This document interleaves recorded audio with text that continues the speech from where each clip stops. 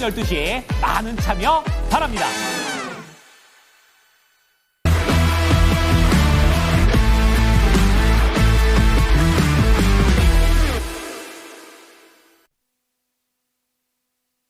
네, 풀의 시선 함께하겠습니다. 글로원 파트너스 이성웅 이사 나와 계십니다. 안녕하세요. 네, 안녕하세요. 네, 이사님과 함께 나눠볼 주제 함께 공개하겠습니다. 네, 미국과 국내 시장 반응 속에서의 시장 대응법에 대해서 같이 고민하겠습니다. 지금 뭐 관세 관련 노이즈도 점차 해결적으로 내러티브가 잡히게 되면서요. 공포지수가 지금 급락을 하고 있습니다. 관세율이 실제로 나오면은 세론이 나오지 않을까라는 우려도 있었는데 이 우려를 딛고요. 지금 투자자들 적극 매수해줬습니다. 주식을 사라고 굉장히 친절하게 사인을 냈던 트럼프 대통령의 조언을 빅테크로 진입하게 되면서 미국장에 살아나는 움직임 나왔는데요. 점검해볼까요? 이사님, 일단 미국장의 판도가 완전히 바뀌었다고 볼 수가 있을지 흐름 좀 점검해주세요. 우리가 보통 시장의 흐름을 볼 때 이번 시간을 통해서 계속 짚고 갔던 건 매크로 지표를 통해서 위험자산 선호 현상이 나타나는지 아니면 안전자산 선호 현상이 나타나는지를 짚고 갔었고 거기에서 우리가 바라봤던 거는 10년물 채권의 흐름, 유동성은 뭐 비트코인 흐름, 그다음에 달러와 같은 경우는 미국 시장의 강도가 강할지, 신흥국의 강도가 강할지 이 부분을 살펴봤었어요. 그런데 최근의 시장의 흐름을 보면 특히 어제 시장에서 10년물 국채 금리 같은 경우가 올라가는 현상이 나타났습니다. 이 부분은 채권의 가격이 하락했다라는 거잖아요. 네. 채권 가격이 하락했다라는 거는 금리라는 변수가 대입되지 않고 가격이 하락했다라는 거는 안전자산 선호 현상이 둔화됐다라는 거죠. 네. 그래서 시장 같은 경우는 시장 일각에서는 관세와 관련된 구체적인 부분이 나오고 세론이 나오지 않을까라고 했는데 매크로 지표는 전혀 그런 걸 보여주지 않았어요. 위험자산 선호 현상이 나타난다라는 걸 보여줬고 그다음에 환율 같은 경우가 우리나라 연휴간에 원화 강세가 나타났었죠. 거기에서 많은 대중들은 시장 참여자들은 해석을 하려고 했어요. 연휴간 왜 이렇게 원화 강세가 나타날까? 그런데 그건 우리나라의 환율 데스크 같은 경우가 휴일간은 비어 있잖아요. 그러면 해지 성격의 자금 같은 경우가 해외에서 신흥국단 그다음에 선진국 이런 쪽에서 왔다 갔다 하면서 나타날 수 있는 현상이다 보니까 시장이 정상화가 될 때는 제자리를 찾기 마련이에요. 지금 환율이 다시 올라간다라고 해서 이유를 찾을 필요가 없어요. 이거는 시장 속에서 정상화 과정인 거죠. 왜냐하면 달러 같은 경우가 다시금 강세 기조, 정상화 상황에 있기 때문이고 그런 점에서 봤을 때 미국 시장에서는 위험자산 선호 현상 흐름입니다. 그러면 우리가 생각할 점은 주식 같은 경우를 막 매크로 지표 같은 경우가 이미 위험자산 선호를 나타내는데 여기에서는 매도할 필요가 없다라는 거죠. 우선은 눈에 보이는 거는 관세 같은 경우를 놓고 90일간의 이제 관세 강도의 하락으로 강했던 거는 빅테크 쪽이에요. 이쪽이 워낙 미중 격화로 인해서 조정폭이 컸다 보니까 시장의 반등이 나올 때는 외부 변수가 제거되고 또는 잠시 정체가 있고 반등이 나올 때는 낙폭과대 쪽이 먼저 나타나다 보니까 자연스러운 시장 현상이라고 할 수가 있고 미국에서는 빅테크 쪽이 저는 낙폭과대로 올라오는 모습이었고 그다음에 재건 관련해서도 미국 시장의 반응들을 보면 원래라면 큰 반응들이 없었는데 어제 유틸리티 업종이 시장 대비해서 약했음에도 불구하고 캐터필러 이런 쪽은 반등이 나타났단 말이죠. 그래서 우리가 볼 건 주가들이 반응을 할 때 계속 지켜보던 종목 같은 경우를 좀 플레이할 수 있는 시장이 미국 시장임을 말씀을 드립니다. 네.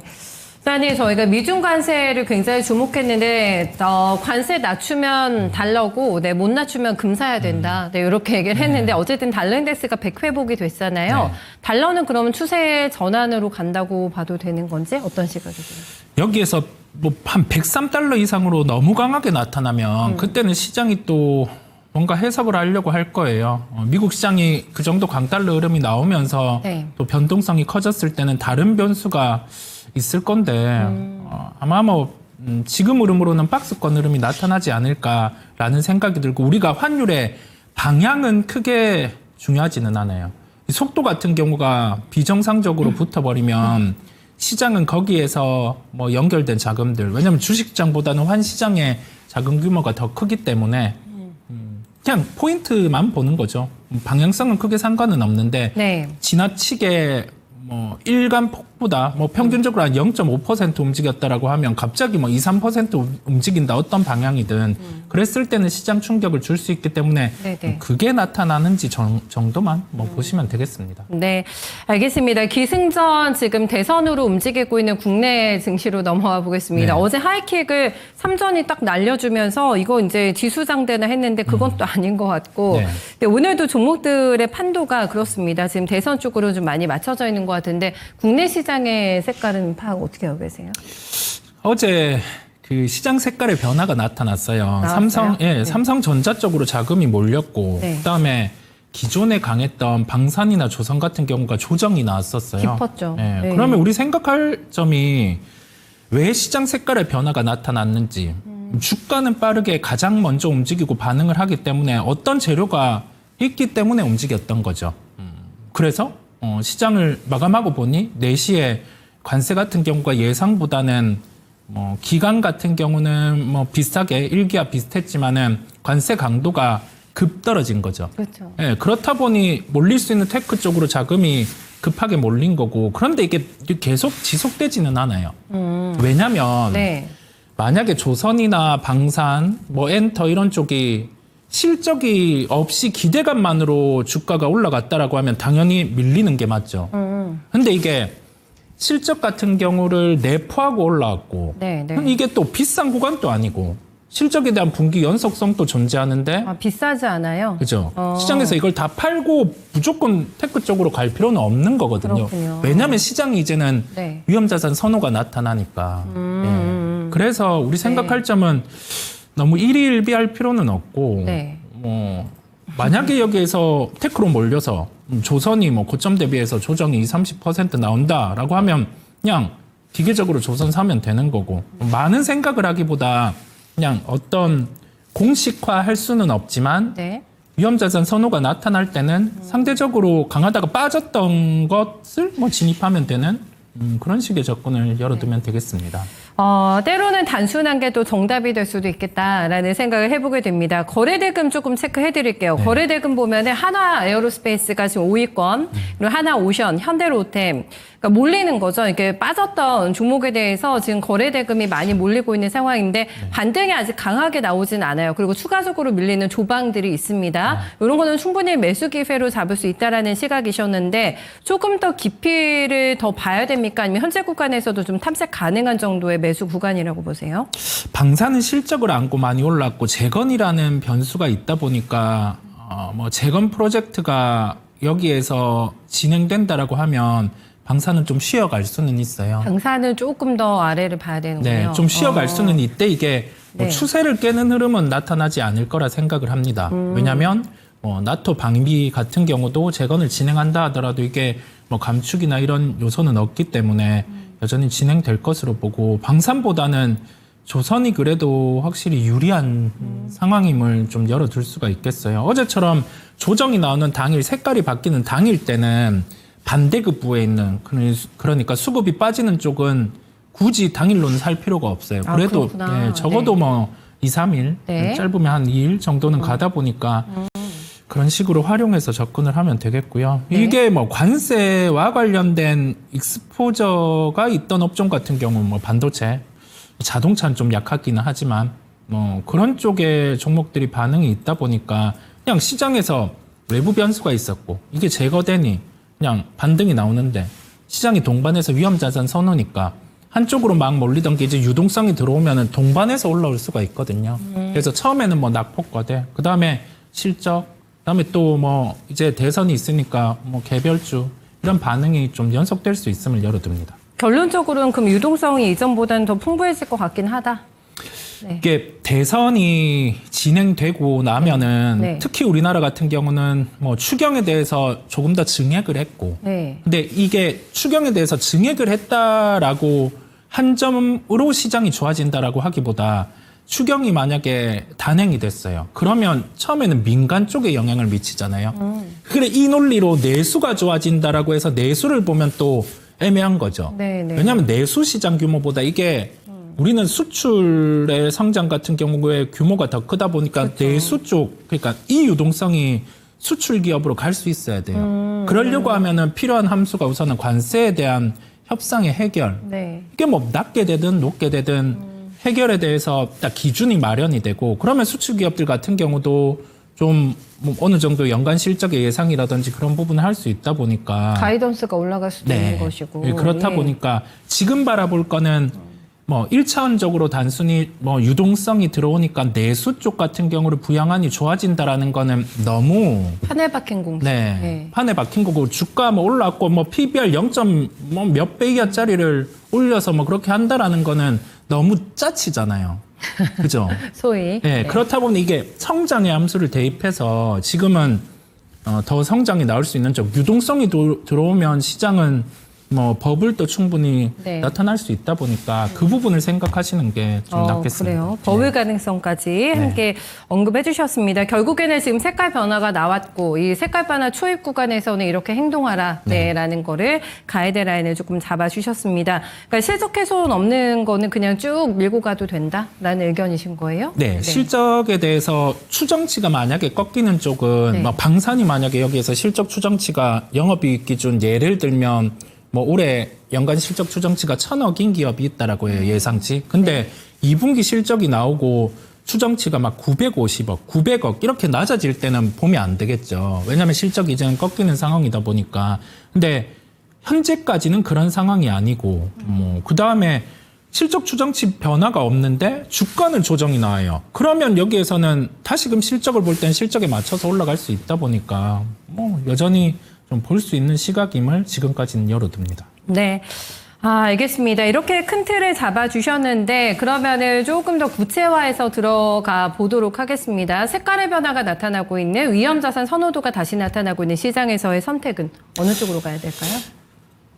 1분기 실적이 확실히 좋았던 쪽이 엔터예요. 네. 엔터인데 엔터가 뭐 한한령 이슈로 인해서 콘서트가 미뤄졌다라고 해서 주가 조정은 나왔는데 그걸 뭐 충분히 기회로 볼 수 있겠죠. 왜냐하면 다음 분기 실적도 좋아질 수 있는 상황이고 상반기보다는 하반기가 더 좋을 거다 보니까 그것도 어제 너무 좀 갑작스럽게 반응 크게 나왔죠. 그죠. 콘서트 네. 연기됐다고 해서.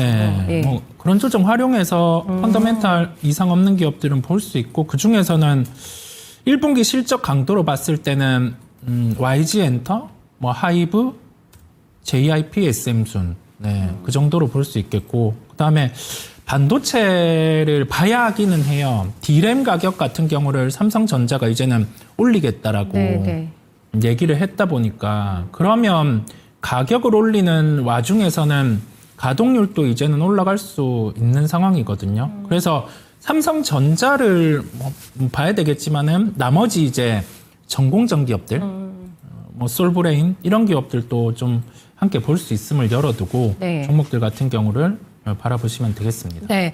반도체 얘기를 참 해주셨으니까 또 궁금한 게 이게 외국인들이 정말 많이 사줘야 되는 뭐 대표적인 섹터가 되는 거잖아요. 네. 근데는 외국인들이 이게 들어왔나 맞나 이거 확신이 일단 없어요. 금액을 보면 일단 동향을 봐도 그렇고요.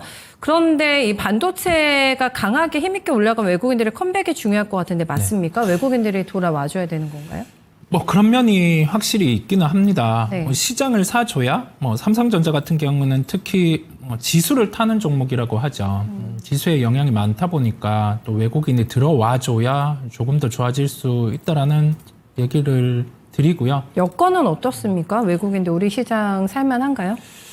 뭐 대선하고 나서 거기에 따라 시장의 좀 모적인 정책들 작년에 보면 대선. 네, 작년 봄에 우리가 밸류업 정책이란 걸 내놓으면서 외국인 입장에서는 뭐 현대차, 기아 기준으로 PBR에 대한 해석을 하면서 뭐 1배 이상으로는 갈 수 있다라는 논리가 밸류업을 통해서는 나와서 외국인, 뭐 기관 다 이 의견이 맞다 보니까 주가가 그렇게 올라간 거거든요.